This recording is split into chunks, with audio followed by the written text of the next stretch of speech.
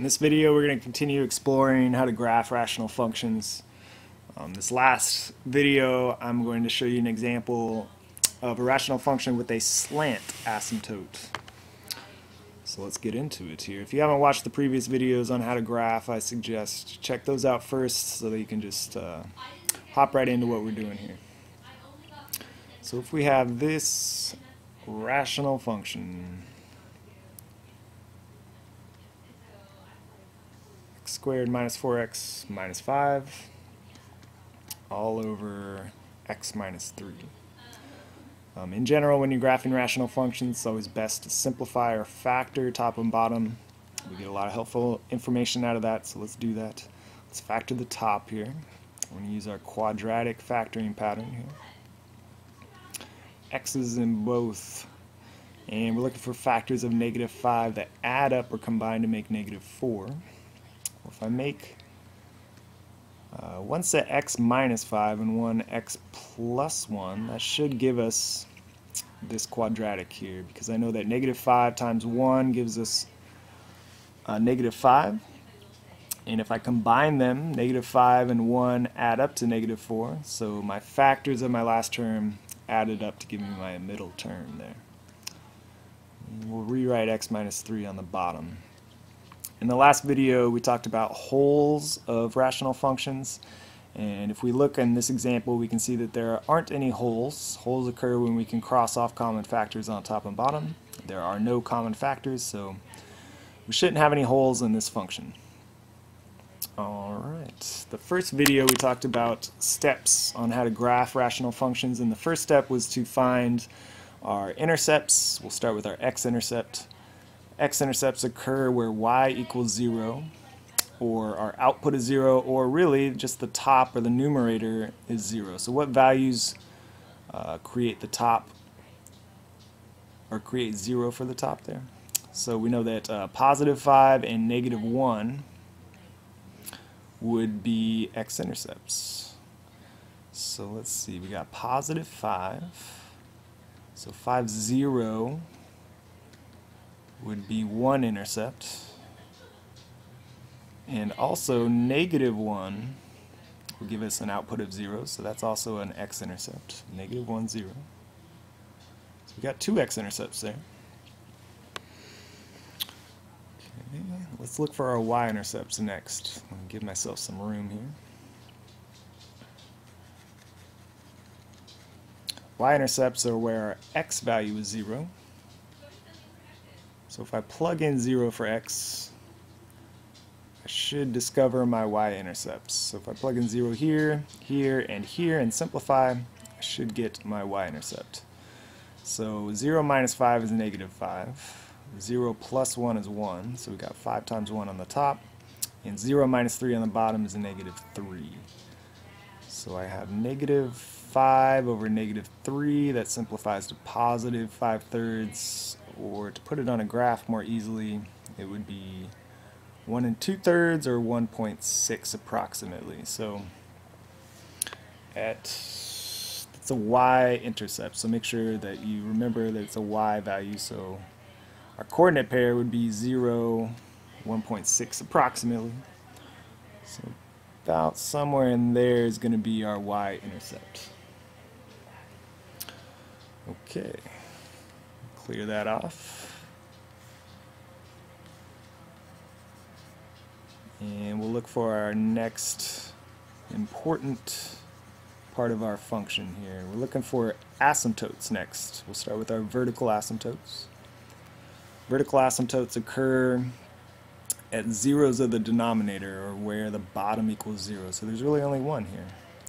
A vertical line is an x equals equation, so we're going to say x equals +3 would make the denominator 0 there. So that would be our vertical asymptote. Vertical asymptotes are places where our function is undefined, and if you remember that if 0 is a denominator, that fraction is undefined, or that ratio is undefined. So if you want to remember, vertical asymptotes are where the bottom is undefined or 0. Sometimes that helps. So x equals 3 is going to be our vertical asymptote. We draw it with dashed lines. And we know that vertical asymptotes are places where our graph cannot cross or touch. So there's only one there. Let's see if we can look for horizontal asymptotes. Horizontal asymptotes, we got 3 checks to make. One is if the degrees of our leading coefficients are equal, so we're looking at the exponents here. If they're equal, then we have a horizontal asymptote.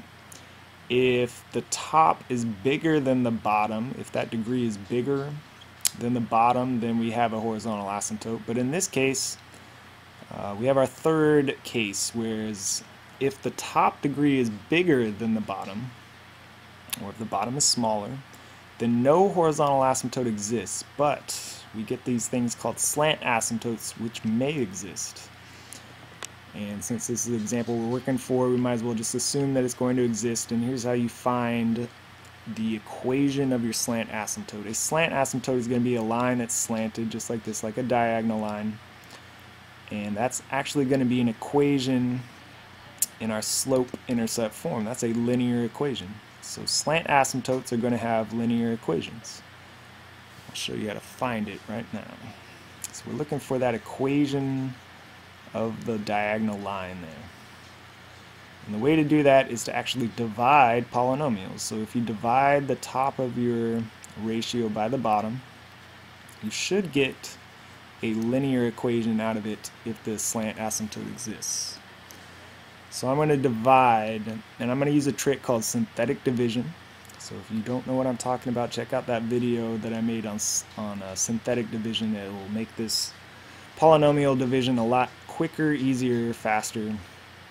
We start off by putting a 0 in our box. Well, we know that one of our zeros is going to be positive 3. And then I list the coefficients of my other polynomial.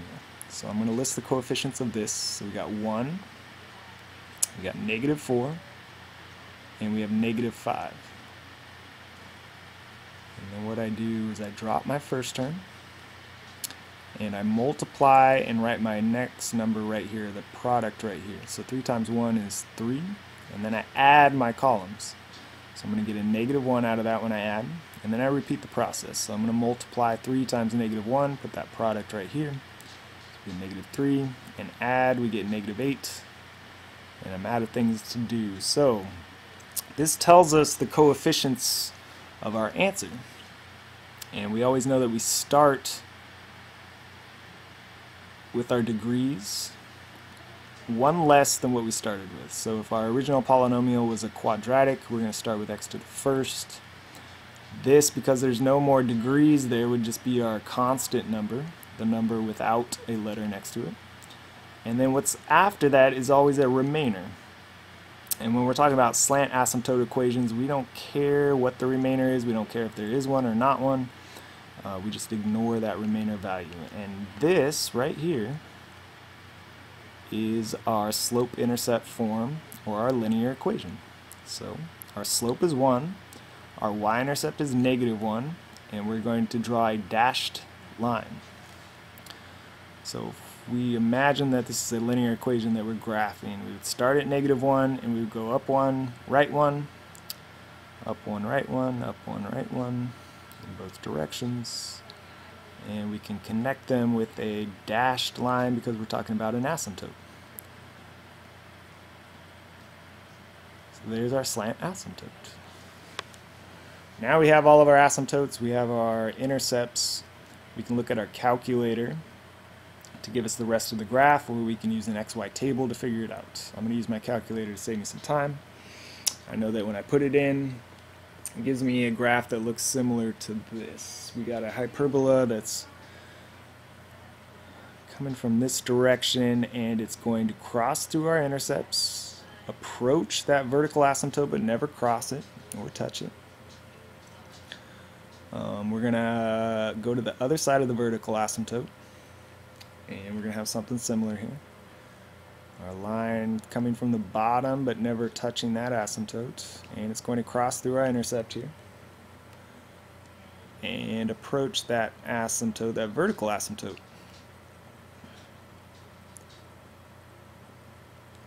So there's our graph.